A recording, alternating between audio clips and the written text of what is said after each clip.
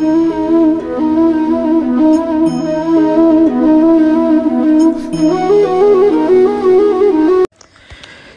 ராம் சுரத்குமார் அவர்களுடைய திவ்ய சரித்திரம் பார்த்துன்னு வரும். பகவான் ஸ்ரீ ரமண மகரிஷிக்கு முன்னாடி யோகி போய் உட்கார்ந்துக்கிறார்.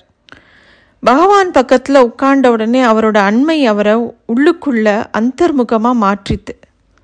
அன்னைக்கு ராத்திரி அவர் முழுக்க தூங்கினா கூட கண்கள் மூடி இருந்ததை தவிர உள்ளுக்குள்ள அவர் விழித்தபடியே இருந்தார். இது என்ன விசித்திரமான அனுபவமாக இருக்குன்னு அவருக்கு தோணித்து.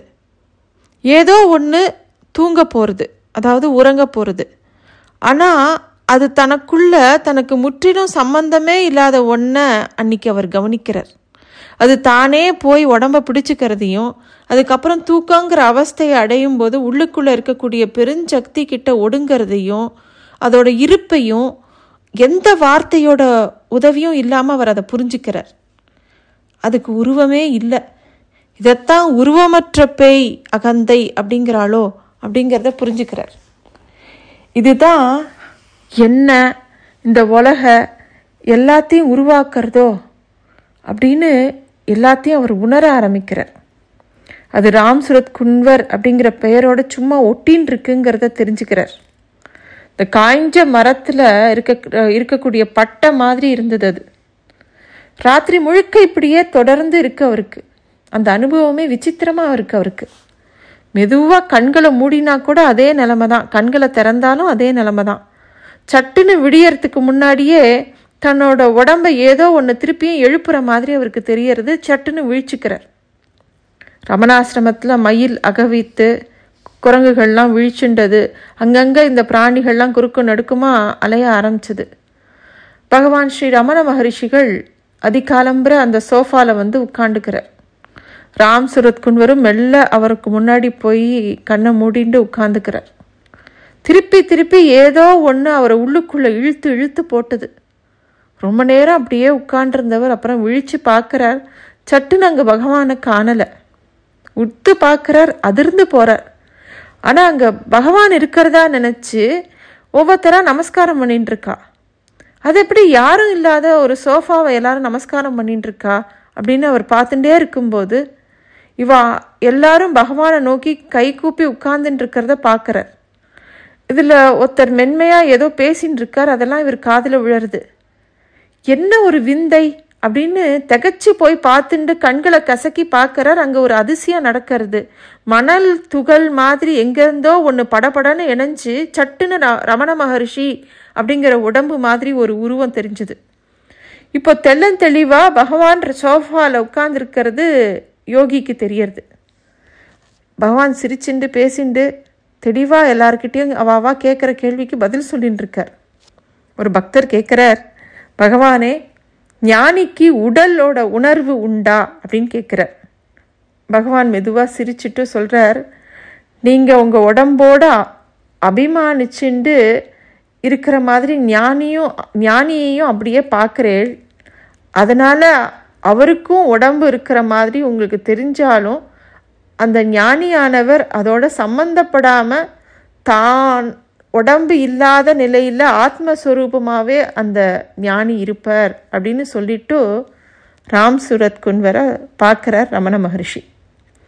புதுசாக அந்த திருக்கூட்டத்தில் இருக்கக்கூடிய சந்நியாசி ஒருத்தர் பகவானை பார்த்து கேட்குறார். வாய் புத்தி ஒரு கேள்வி கேட்க ஆரம்பிக்கிறார். அது என்ன கேள்வினா, நாம் உயிரோடு இருக்கும்போதே மரணத்தை எதிர்கொள்ளணுமா, இல்லை மரணம் நேரக்கூடிய கணத்தில் எதிர்கொள்ளணுமா, அது முடியுமா அப்படிங்கிற கேள்வியை நேரடியாக ரமண மகரிஷிகிட்ட கேட்குறார். பகவான் அவருக்கு ஒரு பதில் கொடுக்குறார். இல்லை, மரணங்கிறது யாருக்குங்கிறத நீங்கள் புரிஞ்சுக்கணும். இப்போ இங்கே உடம்பு தான் நீங்கள் அப்படின்னா நீங்கள் என்னோட பேசின்னு இருக்கீங்க. ஆனால் நீங்கள் உறங்கும்போது உடல் பற்றின பிரஜை, அதாவது விழிப்புணர்வு இருக்கிறதே கிடையாது.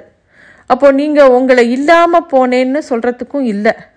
அந்த கனவு உலகத்தில் வேற எந்த உலகத்துலேயோ அல்ல வேற எதனோடையோ உங்களுக்கு தொடர்பு படுத்திண்டு அங்கே நீங்கள் இருக்கிறதா நினச்சிண்டு இருக்கீங்க இல்லையா. அதுக்கப்புறமா அதையும் தாண்டி கனவை தாண்டி கனவற்ற நிலையில் ரொம்ப சுகமாக இருந்துட்டு மறுநாள் காலம்பரை சுகமாக தூங்கினேன் அப்படின்னு தூங்கி எழுந்த உடனே சொல்கிறீங்க. இப்போது கனவு நிலையை விட அந்த கனவற்ற நிலையே மாபெரும் சுகத்தை கொடுத்தது அப்படிங்கிறது யாரும் இங்கே சொல்ல வேண்டிய அவசியம் இல்லை. ஏன்னா அந்த சுகமாக இருந்ததுங்கிறது தான் உங்களோட யதார்த்த சொரூபம். இந்த நனவு நிலையில் இருக்கக்கூடிய இந்த உடம்பு உணர்வு மறந்து வெறும் கனவுல மிதந்து போய் மனமும் இல்லாத ஒரு அதையும் தாண்டி இருக்கக்கூடிய சுகமான இடத்துல இருந்தேள் அப்படிங்கிறத நீங்கள்லாம் சொல்கிறீங்க. அந்த நிலையத்தான் துரியம் அப்படிங்கிறது ஞானிகள் அந்த இடத்த தான் துரியம்னு சொல்கிறா. அங்கே தான் நீங்கள் எல்லாரும் நீங்களா யாரையுமே சார்ந்திருக்காம சின் மாத்திரமா சித்தன் அப்படின்னு சொல்லக்கூடிய ஆத்மாவோடையே இருக்கேள். ஆனால் திருப்பியும் இந்த உலகத்தின்படி பார்த்தா மறுநாளே நான்கிற எண்ணம் எழுந்து இந்த உடம்பை பத்திக்கிற மாதிரி சித்துங்கிற அந்த ஆத்மாவோட உற்பத்தி ஸ்தானத்திலிருந்து உடம்புங்கிற அந்த ஜடஸ்தான வஸ்துக்கு வரும்போது உடம்பே நான் அப்படின்னு இந்த ஜீவன் அபிமானம் கொண்டுன்றது. இந்த ஜீவன் இந்த உடம்பை இறுக்கி பிடிச்சுன்றது. இப்போது மனசு விரித்த இந்த உலகத்தை அது பார்க்க ஆரம்பிக்கிறது. எப்போ இந்த உடம்புங்கிற அபிமானம் வருதோ அப்போ தான் மனசு விரிஞ்சு இந்த உலகம் தெரிய ஆரம்பிக்கிறது. இந்த மாதிரி சித்துக்கும் ஜடமான உடம்புக்கும் தினமும் மாறி மாறி ஓயாமல் ஓடக்கூடிய அந்த நபர் யார்? ஞானிகளோ இந்த ஊசல் குண்டு மாதிரி சித்தையும் ஜடத்தையும் இணைச்சிருக்கக்கூடிய கைத்துக்கு சித் ஜட கிரந்தி அப்படிங்கிறா. இந்த கிரந்தியை அறுக்கிறது தான், அதாவது இல்லாமல் செய்யறது தான் யமனை தாண்டி போகிறதுங்கிறது அர்த்தம் அப்படின்னு சொல்லிட்டு சீடர்களெல்லாம் அப்படியே ரமண பகவான் பார்க்குறார். அப்போது இன்னொரு சீடர் கேட்குற, எப்படி ஐயா அப்படி இல்லாமல் செய்யறது அப்படின்னு ஆச்சரியமாக அந்த கேள்வியை கேட்குறார். அதுக்கு பகவான் சொல்கிறார், முதல்ல இந்த உடம்பாகின ஜடம் வீழ்ந்து உயிராகிய நான் பிரிந்திருக்கிறது தான் மரணம்ங்கிறத புத்தி பூர்வமாக திடமாக புரிஞ்சுக்கணும். அந்த விவேகம் மரணத்துக்கு முன்னாடியே இந்த உடம்போடு இருக்கும்போதே நமக்கு வரணும். இந்த உடலை நம்ம நான் நினச்சிக்க கூடாது. அந்த தனி உணர்வையும் பிரித்து நம்ம பார்க்க முயற்சி பண்ணணும். இங்கே இந்த நான்கிற உணர்வு எங்கே உற்பத்தி ஆகுதுங்கிறத கவனிக்க ஆரம்பிக்கணும்.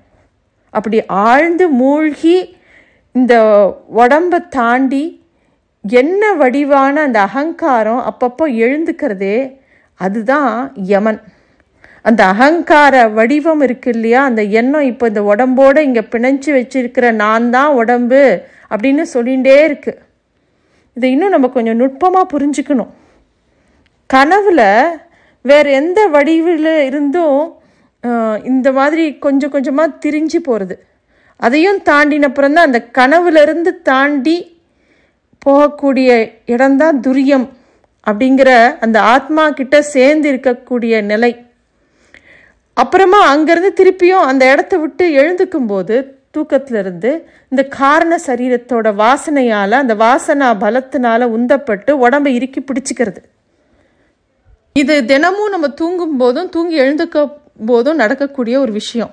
இப்போ இறந்ததுக்கு அப்புறம் இதே வாசனா பலத்தினால தான்கிற இந்த அகங்காரம் வேறொரு உடம்ப நான் அபிமானத்தோட போய் இருக்கிறதுக்கு அதை இறுக்கி பிடிச்சிக்கிறது.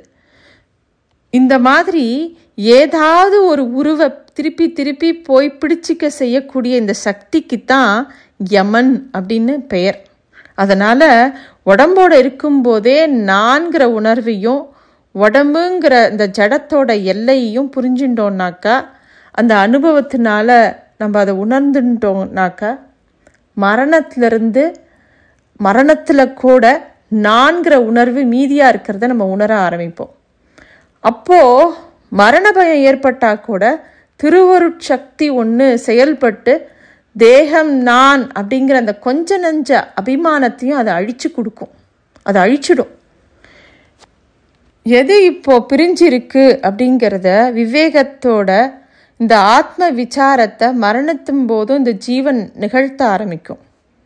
இந்த தூய உணர்வாக இருக்கக்கூடிய நான் அப்படிங்கிறது ஒரு விஷயம் இருக்கும்போது எதுவுமே அழிவுங்கிறதே இல்லையே. அழிவுங்கிறது உடம்புக்கு மட்டும்தானே, அந்த உடம்பு தானே அழிஞ்சு போகிறது அப்படிங்கிற மாபெரும் ஞான விவேகம் மலர ஆரம்பிக்கும் அப்படின்னு ரமண மகரிஷி சொல்கிறார். அப்போது இன்னொரு பால சந்நியாசி எழுந்து இன்னொரு கேள்வி கேட்குறார். மகரிஷியே, இதெல்லாம் ரொம்ப நாளைக்கு பழக்கப்பட்டதுக்கு அப்புறம்தான் சாத்தியமா, இல்லை இப்போவே நம்மளால் பண்ண முடியுமா அப்படின்ற கேள்வியை கேட்குறார். அப்போது அதுக்கும் மகரிஷி பதில் சொல்கிறார். ஒரு கனவு காணும்போதே இது நிஜம் இல்லை, நான் கனவு தான் கண்டுருக்கேன், நான் முழிச்சுட்டேன்னாக்கா இதெல்லாம் மறைஞ்சிடும் அப்படின்னு சில சமயம் நமக்கே தெரியும் இல்லையா. அதே மாதிரி இந்த உடம்பு தனியாகவும் இதிலிருந்து எழுந்துக்கக்கூடிய தன்னுணர்வுங்கிறதையே தனியாகவும் நம்ம பார்த்து தெரிஞ்சுட்டோன்னாக்க அந்த அபியாச பலத்தினாலேயே மரணத்தும் போதும் இந்த தன்னுணர்வு தெளிவாக தெரியும்படி இருக்கும் அப்படின்னு சொல்கிறார்.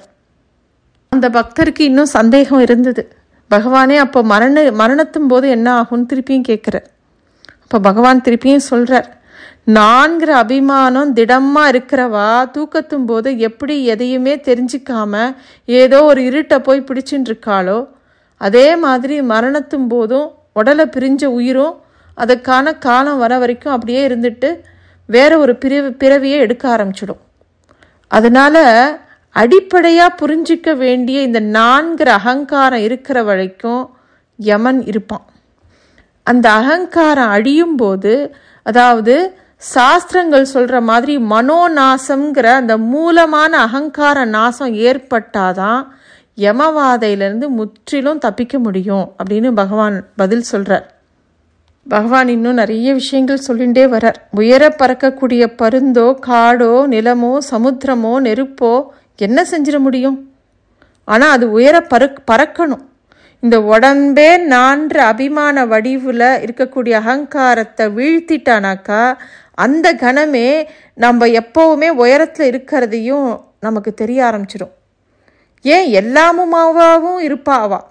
அப்படி அந்த சொந்த இருப்பாக இருக்கக்கூடிய நிலைக்கே அருணாச்சலம் அப்படின்னு பெயர் அப்படின்னு மகரிஷி சொல்கிறார். அந்த அருணாச்சலத்தை தான் இதோ நீங்கள் இந்த புறக்கண்ணால் தரிசனம் பண்ணிட்டு இருக்கேள். அதுவாகவே நீங்களும் ஆகணும்னாக்கா அதை வலம் வாங்கோ, இந்த அருணாச்சல மலையை பிரதட்சணமாக வாங்கோ. அப்படி வலம் வரும்போது நீங்கள் நினைக்கும் போதே யமனும் தன்னுடைய மூட்டையை கட்டிண்டு புறப்பட்டுடுறான். ஏன்னா அந்த யமனும் தான் யாருன்னு தெரிஞ்சுக்கிறதுக்காக இங்கே யமலிங்கமாக யமனுக்குள்ள அருணாச்சலத்தை கண்டு லிங்கமாக இருக்கிறதையே இங்கே நீங்கள் பார்க்கலாம், அதையும் நீங்கள் தரிசனம் பண்ணலாம் அப்படின்னு சொல்லும்போது ரமண மகரிஷியை பார்த்து எல்லாரும் நமஸ்காரம் பண்ணுறா. ராம் சுரத் குன்வருக்கு ரமணரோட இந்த விளக்கமானது, இந்த உபதேசமானது அவரை ரொம்ப ஆனந்தமயமாக்கித்து. அதனால் அப்போ தான் அவருக்கு புரியறது தனக்கு ஏன் இந்த மாதிரி ஒரு தரிசனம், அதாவது அங்கே மகரிஷி உட்கார்ந்துருந்தா கூட அங்கே அவர் இல்லாத மாதிரியும், அதுக்கப்புறமா மணல் துகளாக அவர் திருப்பியும் சேர்ந்து அவரோட உருவம் தெரிஞ்சதெல்லாம் எதனாலங்கிறது அவருக்கு புரிய ஆரம்பிச்சது. அந்த கிரி வடிவில் இருக்கக்கூடிய அருணாச்சலத்தை தீவிர தேடல் இருக்கக்கூடிய அடியார்கள் வலம் வந்துட்டே இருந்தா. அதுதான் அவளுக்கு எல்லாருக்கும் முதலும் முக்கியமான சத்சங்கமாக அமைஞ்சிருந்தது. ஏன்னா சத் அப்படிங்கிற வார்த்தையோட நேர்பொருள் தான் சத்தியம் அப்படிங்கிறது. எது சத்தியம் அப்படின்னா பிரம்மமே சத்தியம்.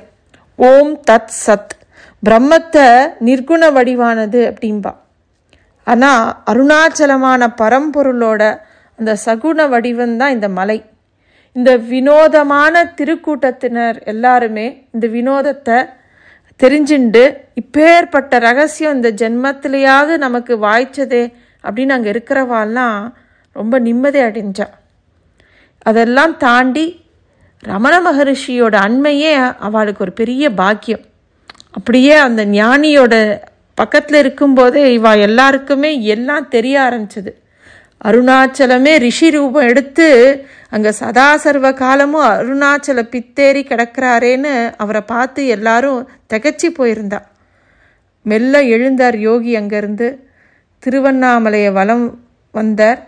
நேராக சேஷாத்ரி சுவாமிகளோட ஜீவ சமாதிக்கு போய் அங்கே போய் கொஞ்ச நேரம் உட்காண்டிருந்தார். அங்கே இருக்கும்போதும் அவருக்கு ஒரு அற்புதமான உணர்வு கிடச்சிது. அங்கேயே நாள் முழுக்க இருந்தார். அப்புறமா அருணாச்சலேஸ்வரர் கோவிலை நோக்கி போகும்போது அவரோட கண்கள்ல இருந்து கண்ணீர் பெருகி வழிஞ்சது. இந்த உலகத்தில் எத்தனையோ பேருக்கு வீடு இருக்கலாம், ஆனால் வீடு பேருங்கிற மோட்சத்துக்கும் ஞானங்கிற பொக்கிஷத்தையும் தேடி வரவாளுக்கெல்லாம் இந்த அருணாச்சலேஸ்வரர் கொடுக்குறாரே, இந்த வீடு தான் அவளுடைய வீடு. ஞான தபோதனரை வான்னு அழைக்கக்கூடிய வீடு இதுதான் அப்படின்னு அவருக்கு தோணித்து.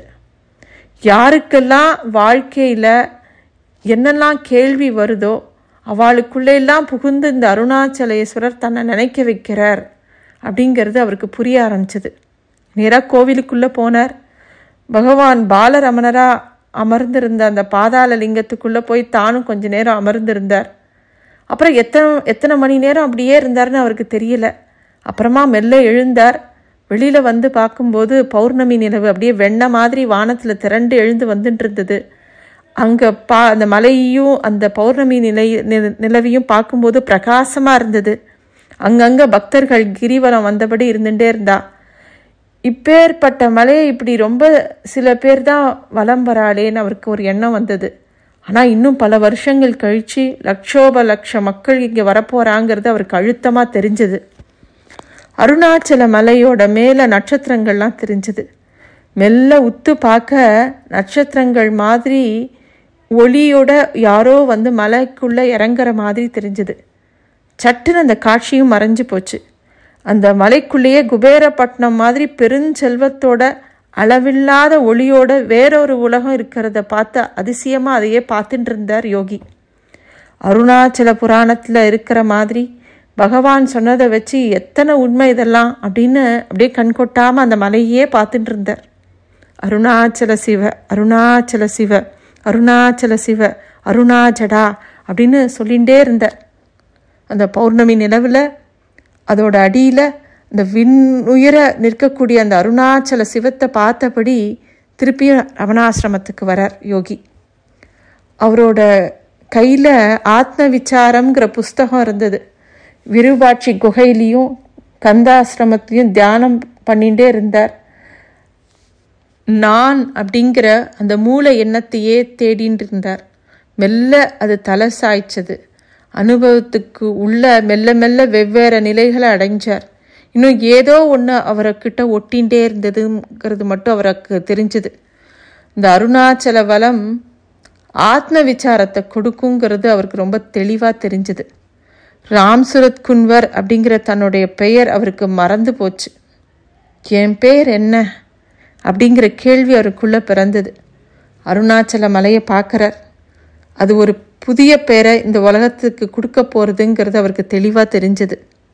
மறுநாள் காலம்பரை பகவானை நமஸ்காரம் பண்ணிட்டு பாண்டிச்சேரியில் இருக்கக்கூடிய அரவிந்தரை பார்க்கறதுக்கு கிளம்பினார் யோகி.